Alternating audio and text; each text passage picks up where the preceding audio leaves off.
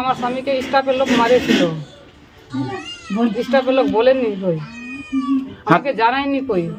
আমি ফোন লাগালাম, একটা বাচ্চা ওঠালো, আমি বাচ্চাটাকে বলছি কেন ফোনটা ওঠালি, বলছে আমার কাকু অসুস্থ আছে, তুমি কানটাতে নাগাই দেওয়াল তো দিলাম। তো কচ্ছে আইনের মা আমি শেষ। তো আমি বলছি তো কিসো শেষ, আমাকে কা জানাইস?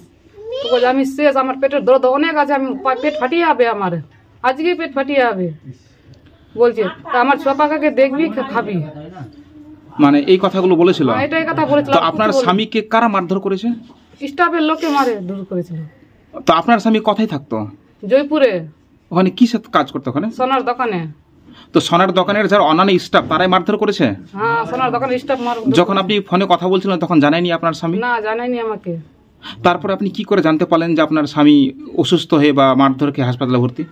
পেটের দরদে আমাকে বললো, তো আমি আমার পুকুরে একটা ভাই আছে, তো আমি বললাম তো হসপিটালে ভর্তি কর, পেটের দরদ আছে। তো তারপরে রিপোর্ট করলে, রিপোর্টে ধরা পড়লো, তো মারে এইগুলো করেছে। মানে কি সমস্যা হয়েছিল? মানে মারধর করার পরে কি হয়েছিল?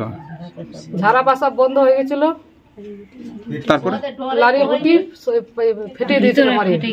মানে এত মারধর করেছিল যে ভিতরে নাড়ি ভুড়ি সব মানে পায়খানা রাস্তা ফেটে দিয়েছিল। কত বছর ধরে আপনার স্বামী ওখানে কাজ করছে? 20 বছর আগে থেকে। কবে বড়ি আসবে? আজকে আসবে আর 10টার দিকে। যেই মালিকের কাজ করতো ওই মালিক কোনো ক্ষতিপূরণ দিয়েছে আপনাদের? কিছু আর্থিক সাহায্য করেছে? পারছেন না। তো আপনার পরিবারে কে কে আছে? আমার 2টা ছেলে আছে, একটা 4 বছরের ছেলে আছে, একটা 6.5 বছরের ছেলে আছে। তো একমাত্র আপনার পরিবারের এক রোজগারি কে ছিল? আপনার স্বামী? আমার স্বামী আছিল।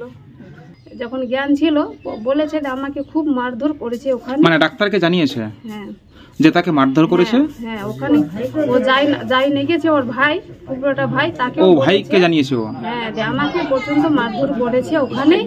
স্টাফ গুলো বিহারের ছিল, ওর সঙ্গে আগা থেকে আমার গোলমাল ছিল একটু। মানে আমাকে বেশি ও ভালোবাসতো মালিকটা, সেই জন্য ওকে ও মানে একটু ছিল, সেই জন্য ওকে শাসন করি যে এরকম করতে হয় না, যেটা দিচ্ছে ওটাই হবে। তখন ওই জন্য আমাকে ওই নজরে নজরে রাখে, বারবার আমাকে ওই করে। তখন ওই খাওয়া দাওয়ার পর তখন দেখছে কি মানে একটু থালি নিয়ে হলো, ঝামেলা হলো, হবার পর তখন ওই মারধর আরো। মানে খেতে বসতে গিয়ে থালা নিয়ে ঝামেলা হয়েছিল? মানে খাওয়া নিয়ে কি ঝামেলা হয়েছিল? থালা ঝিকে দিল ওর। মানে বিহারের স্টাফ থালা ঝিকে দিয়েছিল এর? হ্যাঁ, থালা ঝিকে দিয়ে। মানে তখনই তর্ক হয়? হ্যাঁ, তখনই তর্ক হবার পর তারপরে বলছে তখন ওর আরো ছিল 2-3 জন মিলে নিয়ে সবাই মিলে ঘরের মধ্যেই মারেছে। ওরা কতজন ছিল কি শুনলেন? ওরা তো 4-5 জনই ছিল। 4-5 জন ঘরের মধ্যে ওকে ঢুকিয়ে মারধর করেছে? হ্যাঁ, ঘরের মধ্যে মারধর করেছে। খাবার ঘরের মধ্যে? এটা কি দিনে হয়েছিল রাত্রে বেলা হয়েছে তাকে মারধর করেছিল? দিন 1টার সময়। দিন 1টার সময় খাওয়া নিয়ে তর্ক হয়েছিল, তারপরে ওর থালা ছুঁড়ে দেই। হ্যাঁ, তখন মারধর করে নিয়ে ও বাড়িতে জানায়নি। তখন রাতের বেলা ও ফোন করেছে, তো এরকমই ফোন করেছে মানে হাতটা দিয়ে এখানে একটু দাগ আছে। তো ও বলছে এখানে কেন ঝাঁকিয়ে দিয়েছিস আজকে? তো বলছে না, এরকমই মিলে ঝাঁকিয়ে দিয়েছি, কিছু হয়নি। ফের বলছে কেন? না কিছু হয়েছে। তো না, এখানে একটু টিফিন পড়ে গেছিল, সেই জন্য বলে দাগ উঠে গেছে। ও মারধর করে তাহলে ওরা জখমও করে দিয়েছিল? হ্যাঁ, মানে থালা ছুঁড়ে? হ্যাঁ, ওখানে ওর এখানে দাগ আছে, মারার এখানে দাগ আছে। তো এই যে এত বড় একটা ঘটনা ঘটে গেল, তো ওই জায়গার যে স্টাফ বা মালিক ছিল ওরা কি আপনাকে ফোন করে জানায়নি?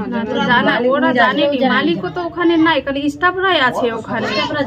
তাহলে হাসপাতালে ভর্তি হলো, তার অপারেশন হলো, তবু মালিক জানতে পারলো না? তখন ইয়ার ভাই আর ইয়ার মানে দেওর আছে, তখন ইয়ার ফোন করলো তোমার দাদা ওখানে দাদা ভর্তি আছে বোম্বাই থেকে, ওয়ারে শোরুমে আছে। ইয়ার মতির ভাই একটা ওয়ারে শোরুম আছে বোম্বাই, ওখানে ও থাকে। আর ওর একটা শালা আছে, অন্য কাজ করে টাইলের। দেখুন ওরাতে শুনলো ওখান থেকে ওই বোম্বাই থেকে জয়পুরে গেছে।